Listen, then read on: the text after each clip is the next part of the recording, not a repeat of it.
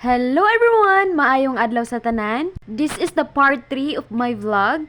Og diri ninyo makita og unsa ka challenging og kaanindot ang amo ang activity karon.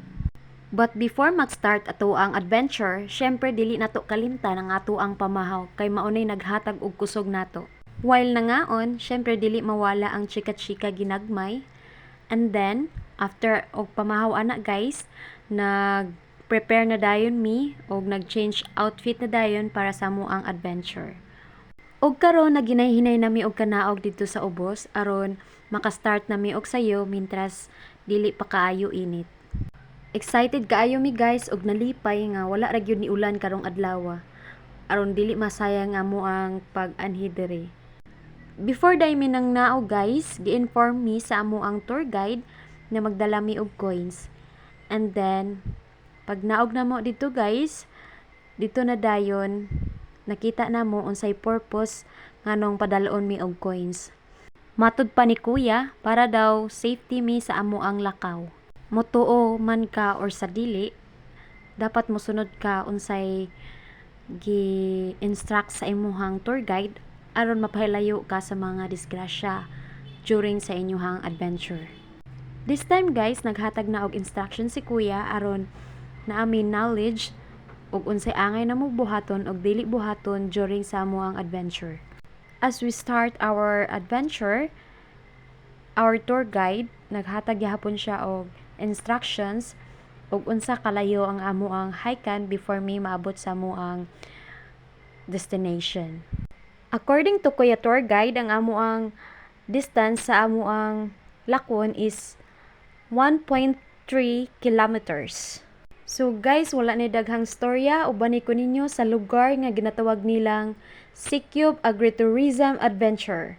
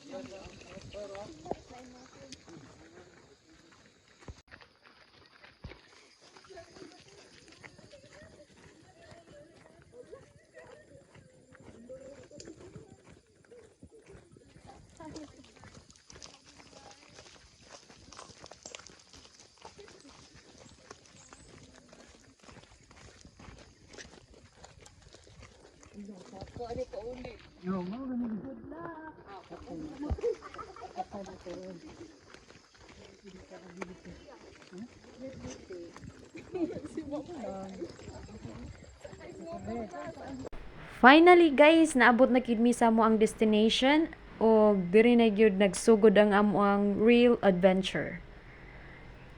Now guys, dili lang kami ang naa diri kundi daghan pa nga grupo ang nag-anhi diring dapita. Og dili day mo angay mabalaka guys kay naamoy tour guide nga mag-guide sa inyo ha hangtod sa inyuhang last destination. Og willing sad kaayo sila motabang, especially kung naglisod ka sa imo ang giagian. Before ka makaadto sa falls guys, mao gyud nimo ang agian, pauli og padulong didto sa sulod. Diri na part guys, bawal jud ka mag-inarte kung di ka gusto mabilin didto sa babaw. Ya ilalo? Wala kita gumala.